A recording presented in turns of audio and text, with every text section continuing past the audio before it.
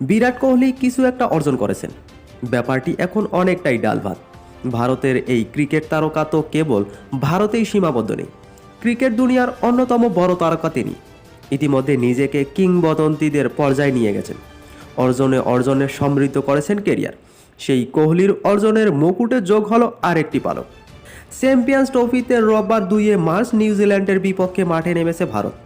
আন্তর্জাতিক ওয়ানডেতে কোহলির এটি 300তম ম্যাচ। সপ্তম ভারতীয় ও বিশ্বের 22তম ক্রিকেটার হিসেবে 300 ওয়ানডের ক্লাবে যোগ দিয়েছেন তিনি। একটা জায়গায় কোহলি ছাড়িয়ে গেছেন বর্তমান খেলা প্রায় সব ক্রিকেটারকে। 2004 সালের পর যাদের ওয়ানডে অভিষেক হয়েছে তাদের মধ্যে প্রথম ক্রিকেটার হিসেবে 300 ম্যাচের ক্লাবে প্রবেশ করেছেন কোহলি। 2008 সালের 18 আগস্ট শ্রীলঙ্কার বিপক্ষে অভিষিক্ত হন কোহলি। ডাম্বুলায় সেই ম্যাচে 19 বছরের কোহলি 22 বলে 12 রান করে আউট হন। ভারতও হারে ম্যাচ। 17 বছর পর তার নামের পাশে এখন 14,000-এর বেশি ওয়ানডে রান ও রেকর্ড 51টি সেঞ্চুরি।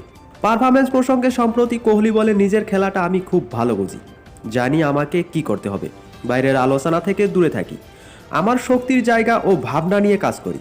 আপনি যখন মাথা নিচু রেখে নিজের কাজটা করবেন, ফল পাবেন। কাজের প্রতি স্পষ্ট ধারণা থাকা গুরুত্বপূর্ণ।